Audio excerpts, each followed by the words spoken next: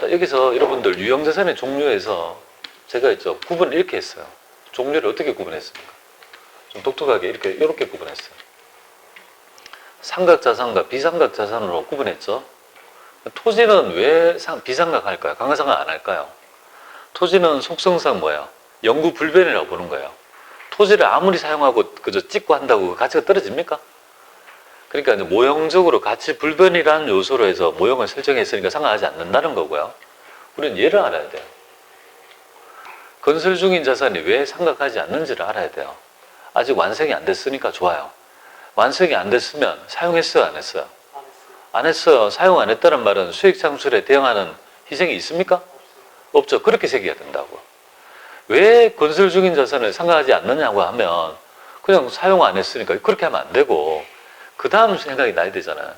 사용을 안 했다는 거는 수익에 대응하는 희생이 없다는 거예요. 대응 논리가 없지. 그럼 건설 중이었다가 건설이 되면요. 건물동으로 대치되고 그때부터 사용할 거 아닙니까?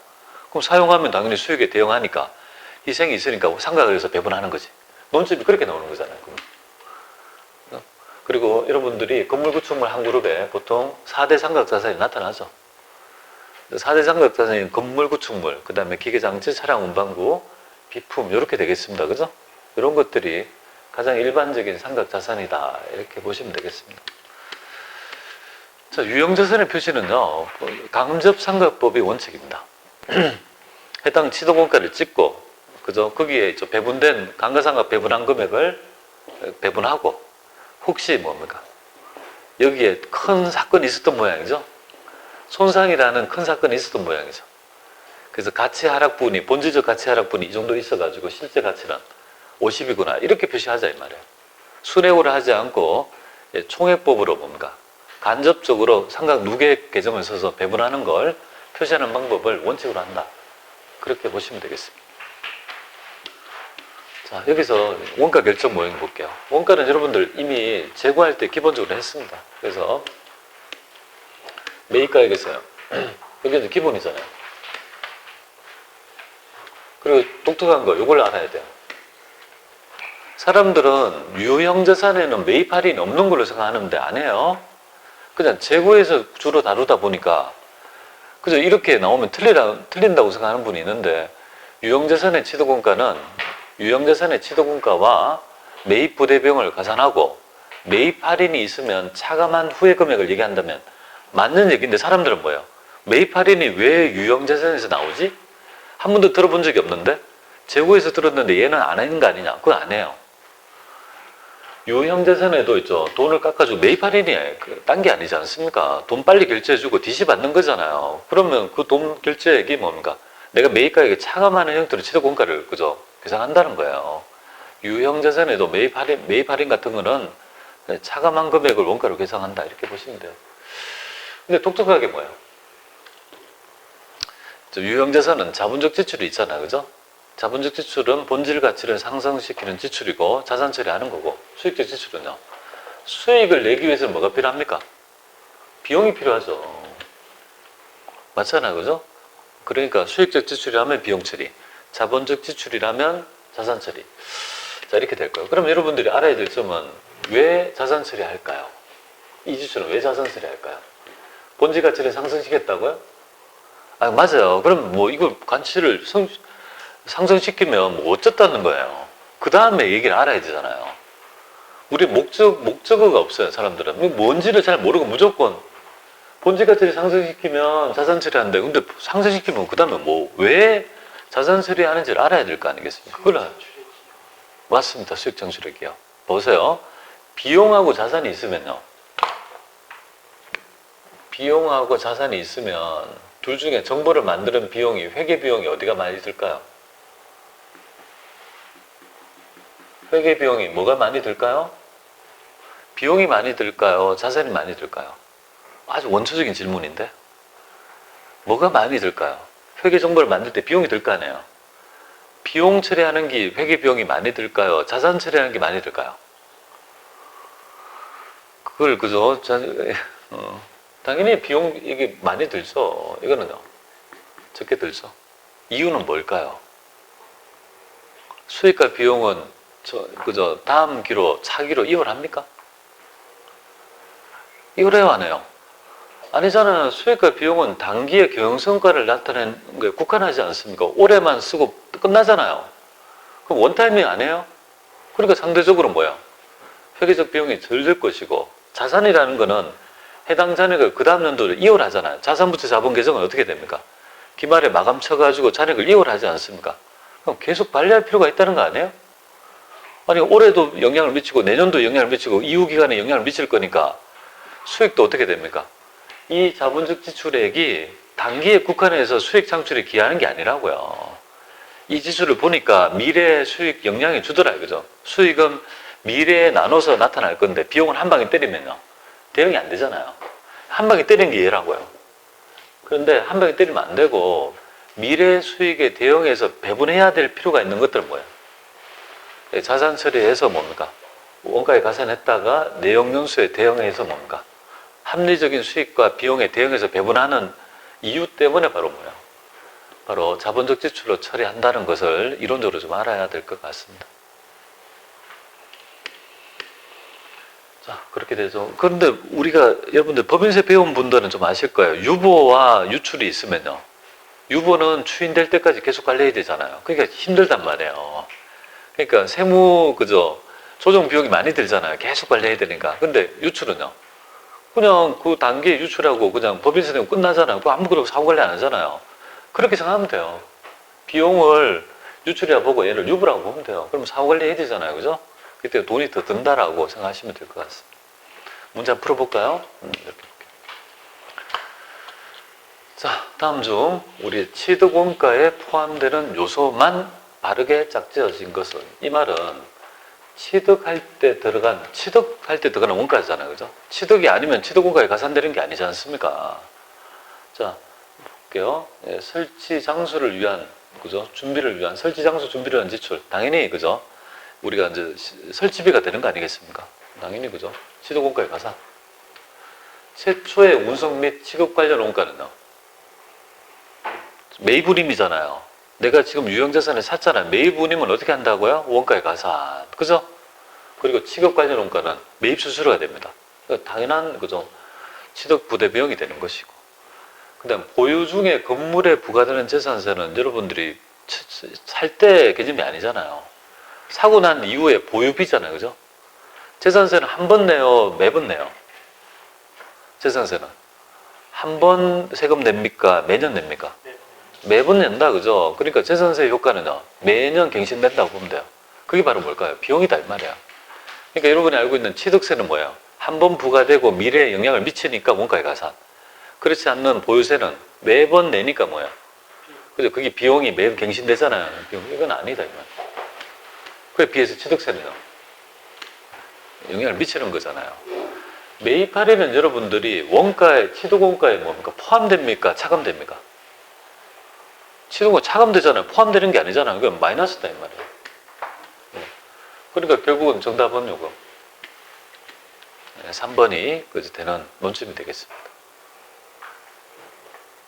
아시겠죠? 네, 이렇게. 매입 할인도, 그러면 취득원가에 영향을 주는 요소, 포함되는 요소, 영향을 준다, 뭐 이렇게 되면요, 그러니까 포함된 요소, 얘도 해당이 될 수 있어요, 솔직히. 포함된다는 말이 할 때 이 정답이 미염이 있다 하면 뭐예요? 이것도 맞는 답이 돼요, 솔직히. 포함이 되잖아요. 이게 마이너스 된다 뿐이지. 근데 구체적으로 뭡니까? 취득원가에 가산되느냐, 차감되느냐 물어보면, 그렇게 하면은 이 부분이 뭐예요? 그죠? 차감이냐, 플러스 마이너스냐 하면 디테일하게 들어가지만, 그냥 포함되냐 하면 그것도 뭐예요? 그죠? 가능하다고 보시면 됩니다. 지금 이런 문제 때문에 그냥 얘는 빼고 그냥 3개만 했지만, 그죠? 그렇게 보시면. 일단은 이건 안 되잖아요. 뒤에서 날려야 되지. 그렇잖아요. 그러면 객관식의 몸이잖아요. 손쉽게 우리가 정답을 볼 수 있다고 보면 되겠습니다. 자, 이거 한번 볼게요. 이것도 논점이 좀 있는 문제 되겠습니다. 물론 이런 것들이 디테일하게 보면은 이 앞에 없었나? 이렇게 있죠. 이렇게. 자, 취득원가를 측정하며 공정값을 취득원가를 하고 취득원가는 뭐 가산한다, 이렇게 돼 있어요. 그런데 여기에 요 얘기예요. 그러나 취득가 중에 해당 자산에 관련된 산출물의 수요가 형성되는 과정. 이 말이 뭘까요? 유형자산을 사용해가지고 뭡니까? 유형자산을 사용해서 산출물이 나올 거 아니에요. 그럼 산출물이 나와서 그 물건이 수요가 되는 시장이 형성될 때까지 추가적으로 계속 투입하는 이걸 가동해 보잖아요. 그죠? 시운전비 같은 거 계속 가동해 보잖아요. 이런 과정에 따른 가동손실 등은요, 취득원가에 포함하지 않는다. 이렇게 보면. 아시겠죠? 처음에 사서, 그 다음에 뭡니까? 이 유형자산을 사용해서 만든 산출물이 있는데, 이 산출물이 판매하는 판매 시장에 형성이 되기 전까지 계속 뭔가, 그죠? 뭐, 샘플비 같은 게 들어오잖아요. 그죠? 그런 것들은 뭐야? 취득원가에 가산되지 않는다. 이렇게 보시면 됩니다. 그 점 좀 이해하고 요거 한번 같이 보도록 할게요.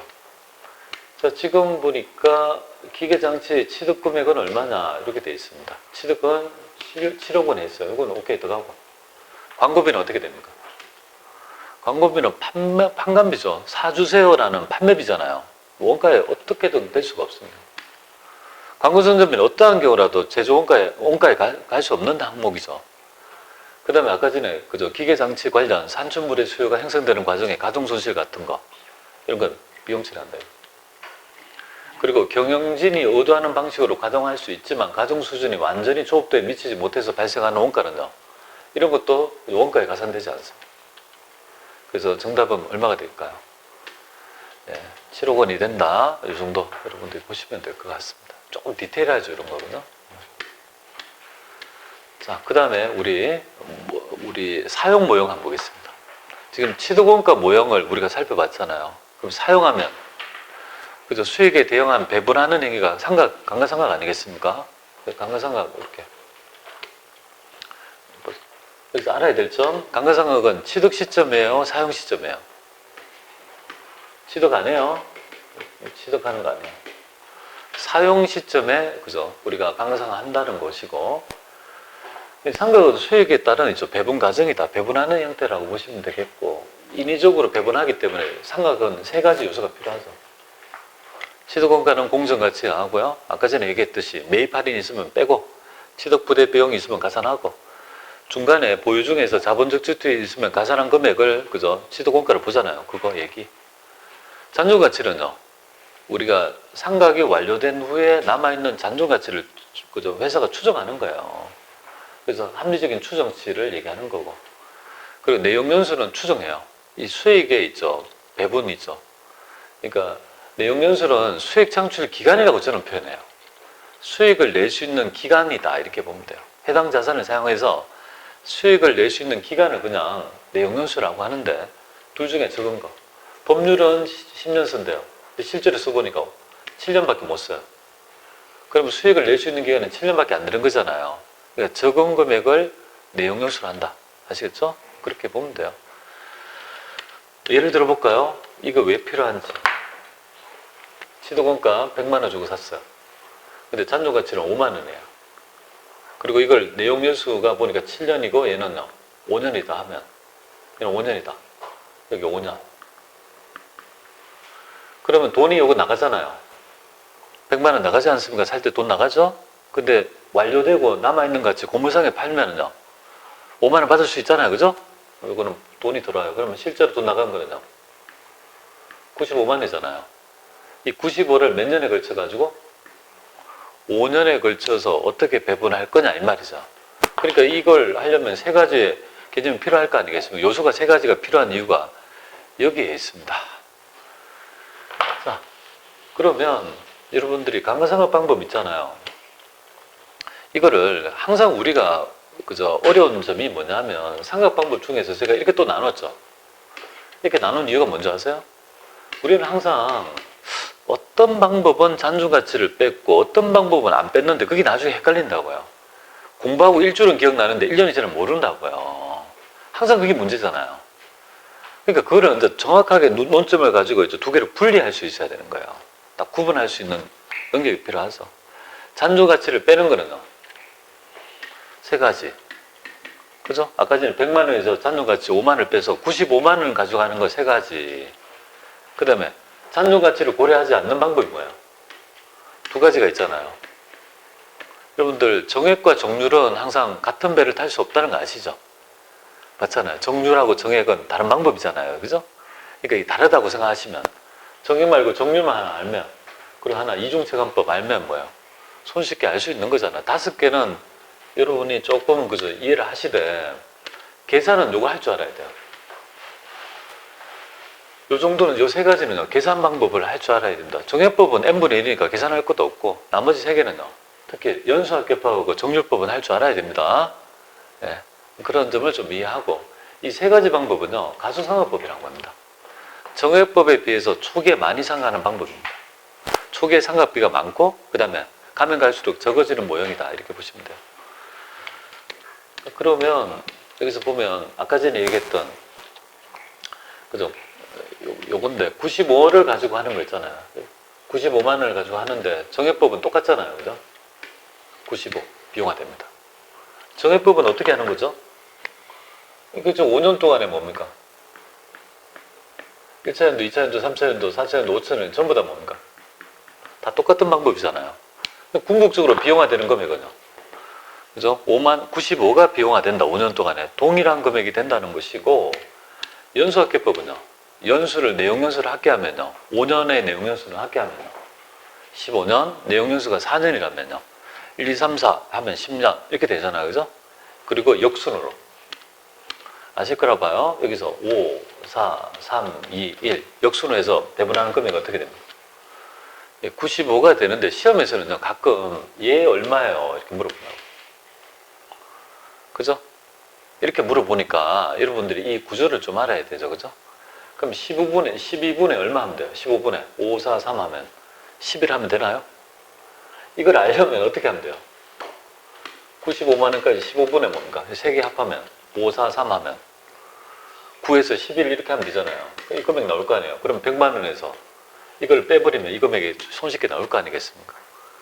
그죠? 그렇게 해도 계산 문제 나오니까 계산 문제 좀 할 줄 알아야 되겠죠? 보시면 되겠고요. 그럼 정률법은 생산자산 비례법은 합리적인 방법인데 광업에서 많이 사용해요. 채굴 양에 따라 비례적으로 수익을 얻었으니까 그에 비례해서 배분하자는 거 아니에요. 그죠? 만약에 기계를 사가지고 10톤을 캘 수 있는데 올해 1톤을 캤다면요. 기계의 사용량은 채굴량이 10톤 중에서 1톤을 캤으니까 10%만 사용했다고 보니까 95,000원이고 50% 사용했으면 그만큼 반을 50%를 하는 거 합리적이죠. 근데 우리 일반적인 기업에서 그걸 사용하기 되게 어렵지 않습니까? 일반 기업은 그죠? 사용 소비를 합리적으로 측정할 수 없는 거예요. 뭐 아무리 봐도 어떻게 알아? 그러니까 이게 별로 안 써요. 그런데 광업에서 많이 써요. 근데 우리나라에 광업이 있습니까? 다 뭐 그저 카지노 밖에 있는데 뭐 별로 쓸 게 없는 것 같아요. 정률법. 여러분들 결국은 얘도 어떻게 돼요? 95를 비용한다고요. 근데 정률법도 뭐예요? 결국 궁극적으로 얼마를 비용하는 거예요? 95를 비용하고 이중체감법도 궁극적으로 다 95를 다 비용하는 건 똑같아요. 그죠? 그렇게 보면 돼요. 그래서 정률법은 말 그대로 잔존가치를 그죠? 잔존가치를 포함하지 않고 매기 상각률이 똑같은 거예요. 그래서 상각률은 뭐예요? 우리가 지금 있죠. 우리 제시를 해줍니다. 그래서 보통 1 빼기에서 잔존가치에서 이렇게 하면 이걸 집어넣으면 0.45이 되죠. 이걸 우리가 뽑는 건 아니고 제시해 주니까 그에 맞춰서 하면 됩니다. 근데 알아야 될 점이 자 1차 연도에 100만 원에 45만 잔존가치를 빼지는 게 아니잖아요. 그죠? 그럼 요 금액이 미상각 잔액이잖아요. 여기 이제 그 다음에 뭐예요? 기초장부가액이 되는 거지. 그럼 또 빼가지고 여기도 되는 거죠. 그러면 얘가 보세요. 정률법은 어떻게 돼요? 초기에 많이 상각, 그리고 가면 갈수록 어떻게 됩니까? 줄지 않습니까? 그러면 이렇게 되죠.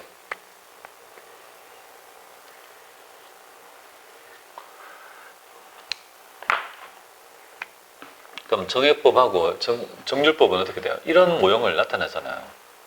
하지만 이 부피는 똑같다는 거다는 거죠. 5년 동안의 토탈은 95, 얘도 95고 뭐야? 얘도 95잖아요. 그런데 정률법은 초기에 많이 하고 가면 갈수록 줄어드는 거고 나머지는요. 동일한 거 아니겠습니까? 그런 논점을 좀 알아야 될 것 같아요.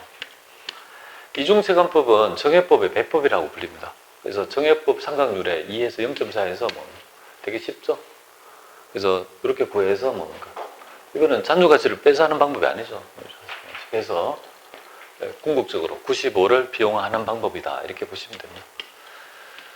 자, 요거는 좀 넘어갈게요. 요거는 지금 현재 4번은 소비 형태를 합리적으로 결정할 수 없을 경우에 정률법을 사용해야 된다. 이 말인데, 이거는, 그죠? 정률법이라는 원칙은 없는데요. 이거는 뒤쪽에서 회계 변경 및 오류 수정에서 좀 말씀드릴게요. 잘못 들어왔으니까 이거 빼고요. 요거 한번 보도록 할게요. 자, 다음 중 유형자산의 후속 측정은 뭐냐면 취득하고 그 다음에 측정으로 원가 모형을 적용하는 기업의 감가상각에 대한 설명으로 가장 옳은 것은, 이거 아직 안 배웠네요. 자, 토지하고 건물을 일괄 취득했다고 했을 경우, 취득했다면 단일 자산으로 회계 처리해야 됩니까? 아니죠. 당연히 있죠. 일괄 취득 모형은 두 개를 분리해야 되죠. 왜 분리할까요? 토지는 상각 안 하고 건물은 상각하기 때문에 상각 금액을 나누어서 배분해야 될 거 아니겠습니까? 단일 자산 아닙니다. 그래서 나머지는요, 뭐 일반적인 얘기가 되겠습니다. 고액이 이 모형은 그 다음에 이어서 우리가 좀 해야 되죠. 그 다음에 간접상각부 알 거고요. 자본적 지출, 수익적 지출, 그냥 논점이 없습니다. 자, 재고 모형은 딴 게 아니에요. 여러분들 알다시피 처분 손익을 어떻게 구합니까? 처분 시점에 장부가액 구해야 되죠. 대가 비교해서 처분 손익을 인식하면 될 것 같습니다. 뭐 어렵지 않는 거고요. 그래서 돈 더 받았으면 처분이, 돈 손해봤으면 처분, 손실 이렇게 하는 거예요. 그래서 뭐 처분 요 금액이 있다고 하면 그죠? 처분 시점에 장부가액을 찾아가지고 뭐 70만 원에 뭔가 팔았다 하면 뭐 그렇게 하는 거고, 재해 손실은요. 그죠? 우리가 비자발적이죠. 재해 났을 때 뭐 재해 손실 등으로 처리한다는 정도만 보면 되겠습니다. 쉬었다가요, 이거 할 거예요. 여기에 있는 특수한 경우 있죠. 요거를 이제 정리를 하면 다 될 것 같습니다.